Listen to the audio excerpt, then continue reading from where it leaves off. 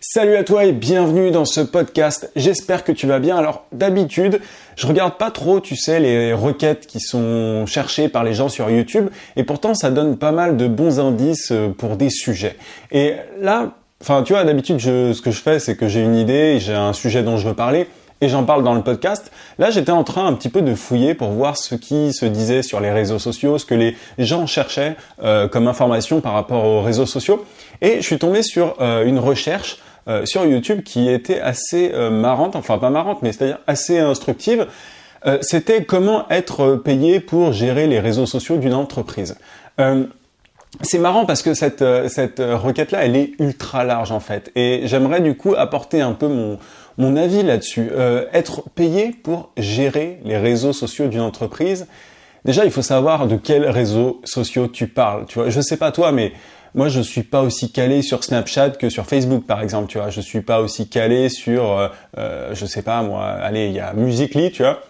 Tu connais peut-être même pas, c'est un réseau social qui est très jeune pour le coup, qui est en train de grossir. Je suis pas aussi calé, j'y connais même quasiment rien à Musical.ly. D'ailleurs, il faut que je m'y mette par rapport à YouTube. Tu vois, c'est-à-dire que les réseaux sociaux d'une entreprise, gérer les réseaux sociaux d'une entreprise, ça ne veut absolument rien dire. C'est-à-dire que il y a un moment, il faut être compétent, il faut que tu saches déjà, avant de te poser cette question de comment est-ce que je peux être payé, comment est-ce que je peux convaincre une entreprise de me payer pour ça, comment est-ce que je peux trouver des entreprises intéressées. Déjà, il faut que tu te poses cette question. En quoi est-ce que tu es bon? En quoi est-ce que tu es doué? Quels réseaux sociaux tu sais gérer? Et être sincère par rapport à ça. Et du coup, tu vas te rendre compte que tu as sûrement des lacunes par rapport à, tu vois, peut-être que t'es pas aussi calé que tu le penses sur YouTube, peut-être que t'es pas aussi calé que tu le penses sur Twitter ou sur Facebook. Ça, il faut en être particulièrement conscient. Tu vois, moi, j'en ai un petit peu marre des pseudo-écoles ou des formations dans lesquelles on t'apprend à devenir community manager. Community manager, c'est super large, c'est quasiment, pour moi, c'est un métier qui va pas forcément disparaître, mais ce terme-là, il va disparaître parce qu'aujourd'hui, il y a des gens qui sont ultra calés sur YouTube, c'est-à-dire que voilà, il y a des gens qui quasiment savent hacker YouTube pour faire exploser des chaînes, ça existe. Pareil sur Snapchat, pareil sur Facebook. Et du coup, un community manager, quelqu'un qui gère les réseaux sociaux, ça devient un petit peu bidon parce que c'est pas quelqu'un qui a une certaine profondeur de connaissances sur tous les réseaux sociaux. Tu peux pas tout gérer. Moi aujourd'hui, tu vois, je gère particulièrement certains réseaux sociaux. J'ai une bonne vision, tu vois, assez générale des réseaux sociaux. Enfin, je veux dire, j'en connais quand même pas mal et parce que j'ai beaucoup pratiqué. Et c'est là que je vais en venir. Avant de chercher à être payé par une entreprise pour gérer ces réseaux sociaux, il faut que toi-même tu saches que tu aies des réseaux sociaux et que tu aies des preuves que tu gères en fait tout simplement. Tu vois, quelqu'un qui n'a pas de chaîne YouTube par exemple, qui n'a pas au moins 1000 abonnés, parce que c'est une barre symbolique on va dire, mais quelqu'un qui n'a même pas 1000 abonnés sur YouTube, tu vois, qui n'a jamais fait grossir une audience jusqu'à 1000 abonnés environ, ne peut pas donner des conseils à une autre entreprise, à une entreprise qui a envie de grossir sur YouTube. C'est pas possible. En termes de légitimité, c'est pas possible. Tu peux pas faire ça. Ça s'appelle de l'escroquerie. Donc il y a un moment, il faut mettre les mains à la pâte, il faut mettre les mains dans le truc, dans la bouffe, il faut salir un petit peu avant de chercher, tu vois, à vendre quoi que ce soit. Moi, je vois beaucoup trop de gens qui font ça, qui cherchent à... Voilà, le digital, on se dit c'est facile, il y a une énorme demande. Ce qu'on va faire, c'est qu'on va vendre ses compétences en réseaux sociaux, mais tu sais même pas gérer une chaîne YouTube. Comment est-ce que tu peux vendre cette compétence-là à quelqu'un? Et c'est pareil pour la pub Facebook, c'est pareil pour tous les réseaux sociaux, c'est pareil pour Instagram. Tu vois, moi, quand je parle souvent de réseaux sociaux, c'est parce que j'ai moi-même eu des résultats sur ces réseaux sociaux-là. Tu vas me dire, ouais, mais du coup, comment est-ce qu'on fait pour débuter? C'est compliqué. Tu commences déjà par te former, mais pas par te former simplement en allant à l'école ou en suivant des vidéos. Ça marche, mais il faut absolument que tu pratiques. Et une fois que tu auras pratiqué, et pas tous les réseaux sociaux, tu te concentres sur ceux qui t'intéressent le plus, et forcément, en faisant ça, il faut que tu te concentres sur ceux pour lesquels il y a le plus de demandes, tu vois. C'est-à-dire que Facebook, Instagram, t'es obligé, si tu veux bosser sur les réseaux sociaux, t'es obligé de les maîtriser. C'est une obligation. YouTube, ça va concerner certaines entreprises. Je te donne un exemple. Moi, j'avais, il y a quelques temps, ça fait plusieurs mois, peut-être un an, déjà, je sais pas, le temps passe très vite. Il y avait quelqu'un, un cabinet, en fait, en développement personnel. J'arrive pas à parler aujourd'hui, c'est une galère. Il m'avait demandé de l'aider sur sa chaîne YouTube. Moi, j'avais déjà ma chaîne YouTube qui marchait bien. Il m'a demandé ça. enfin marcher bien en toute tu vois, toute proportion gardée, hein. C'est-à-dire que moi j'ai une chaîne de niche, on parle de digital, de réseaux sociaux, de freelancing, etc. Mais voilà, ça fonctionnait bien. Il m'a demandé de l'aider là-dessus. Et le truc c'est que certains clients ne sont pas forcément prêts, les moyens, tu vois, tu as certaines tailles d'entreprises qui ne sont pas adaptées à un investissement sur le long terme sur les réseaux sociaux. C'est-à-dire que soit tu bosses avec de très grosses entreprises qui là sont totalement conscientes que voilà, les réseaux sociaux c'est sur du long terme. Enfin les résultats, on les voit pas forcément tout de suite. Ça va être un long processus.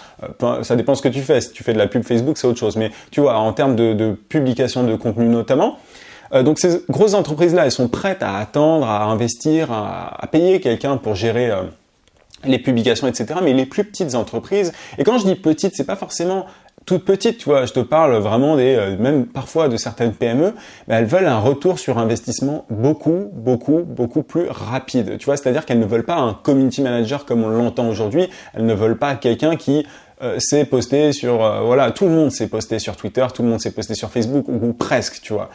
Et ces entreprises-là, ce qu'elles veulent, c'est un résultat. Donc, quand je te dis qu'il faut que tu sois compétent sur une plateforme, c'est-à-dire qu'il faut que tu ailles au-delà tu vois, il faut pas que tu restes en surface, il faut pas que tu saches simplement poster une vidéo, mettre des tags, tout ça c'est bidon. Enfin, moi je te le dis. Enfin, c'est-à-dire que tout le monde se dit bon, il faut juste que je connaisse les quelques caractéristiques d'un réseau social pour être calé et ça va aller. Non, c'est pas ça. Le but, la raison pour laquelle on communique sur les réseaux sociaux, donc c'est pour du branding, c'est une question d'image, c'est pour construire une marque personnelle ou l'image, améliorer l'image d'une entreprise ou construire son image ou voilà, favoriser tout ça, ou bien gagner de l'argent, tu vois, directement. Et forcément, améliorer l'image d'une entreprise, à long terme, ça lui fait rapporter de l'argent. Ça va de soi, mais il faut vraiment scinder le court terme et le long terme.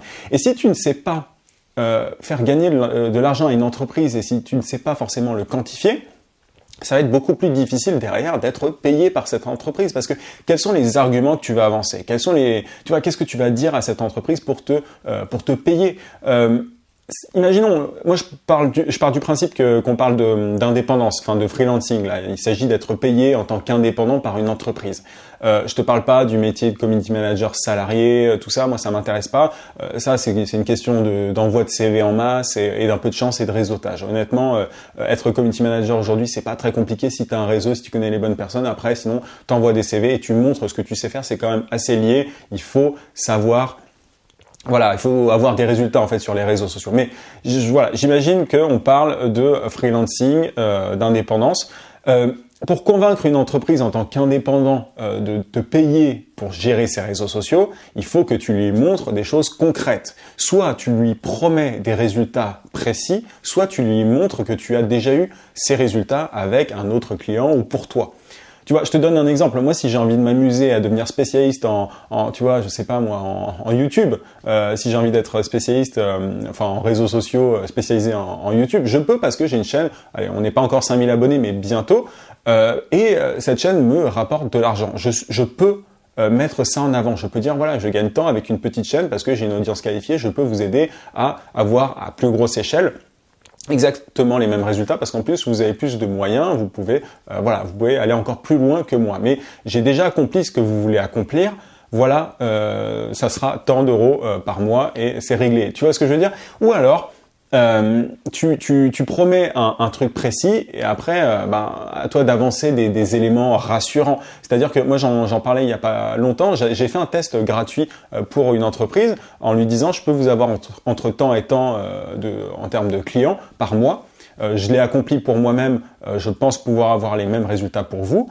Je leur ai dit, je fais un test gratuit parce que j'en ai parlé dans un podcast il y a pas très longtemps parce que je suis pas sûr à 100%. Du coup, j'ai fait ce test-là.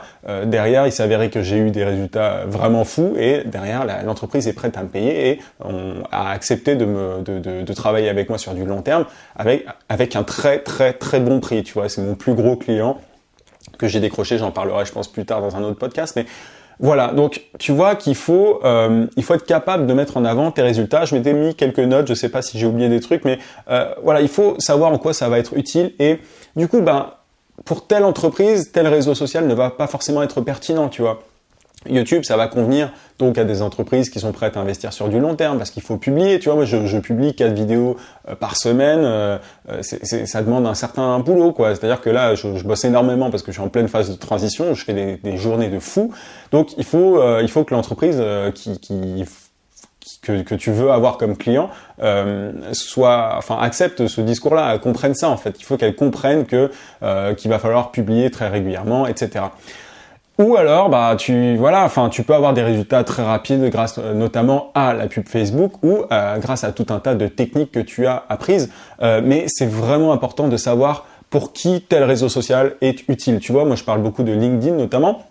LinkedIn, ça peut aider des entreprises en B2B, des entreprises, tu vois, des entreprises qui ont d'autres entreprises comme clients, elles-mêmes, tu vois, c'est-à-dire les avocats, les entreprises de logiciels informatiques, ce genre de trucs, en BTP, en immobilier commercial, tout ça, toutes ces entreprises-là, c'est intéressant LinkedIn pour elles. Pour YouTube, ça va être bien pour des blogueurs ou tu vois, je vais pas prendre tous les exemples, tu vois, mais il faut que tu sois conscient que à tel réseau social correspond un profil en particulier. Après, tu as des réseaux sociaux qui marchent pour quasiment tout le monde. T'en as un principalement, Facebook. Instagram marche bien aussi, mais c'est quand même un peu adapté à certains types de business. Je vais pas rentrer dans les détails, mais Facebook, c'est le réseau social qui marche pour absolument tout le monde. C'est le réseau social qui peut t'aider à avoir énormément de visibilité, à attirer des clients. Peu importe, tu vois, dans quel secteur tu te trouves. Donc, il faut que tu maîtrises. Dans tous les cas, ça, pour le coup, si tu te demandes quel réseau social je dois maîtriser, c'est par quoi est-ce que je dois commencer, vu que voilà, j'ai envie d'être payé pour gérer les réseaux sociaux d'une entreprise. Quel est le moyen le plus rapide d'y arriver? Maîtrise Facebook. Je bug un peu aujourd'hui, j'ai du mal. Maîtrise Facebook parfaitement.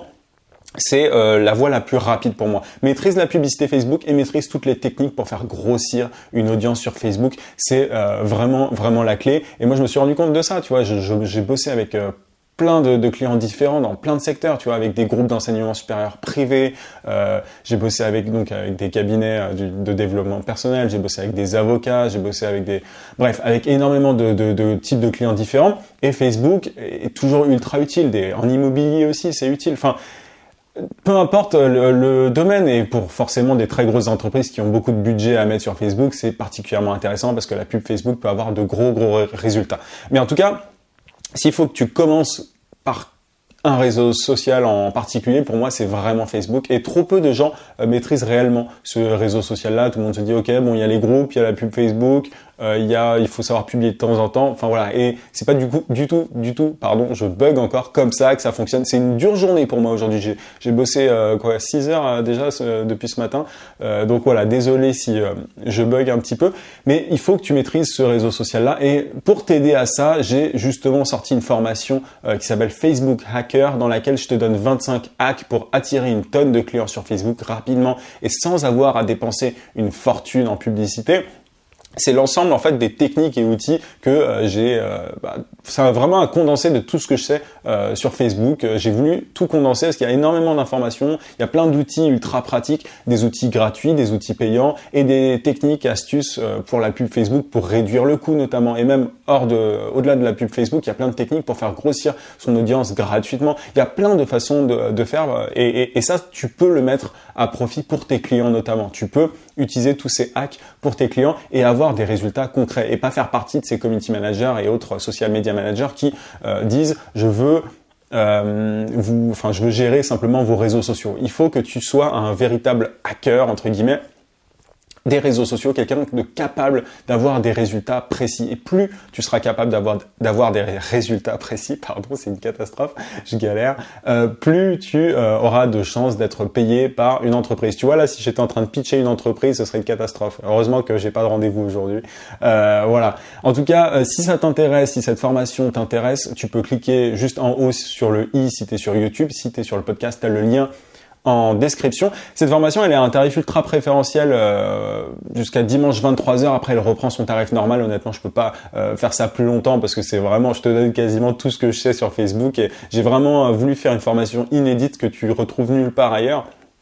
pour pouvoir prendre vraiment la voie rapide, accélérer tout ça et accélérer tes connaissances en Facebook. Et toutes ces techniques et outils, tu ne les trouveras pas, tu vois, dans des cours ou dans des écoles ailleurs, tu vois, qui t'enseignent le community management ou Facebook. C'est vraiment des techniques particulières qui sont applicables tout de suite. C'est-à-dire que tu peux prendre un outil ou une technique et l'appliquer tout de suite après avoir vu la formation. Donc, si ça t'intéresse, tu cliques sur le i sur YouTube. Sinon, tu as le lien en description, encore une fois, sur le podcast.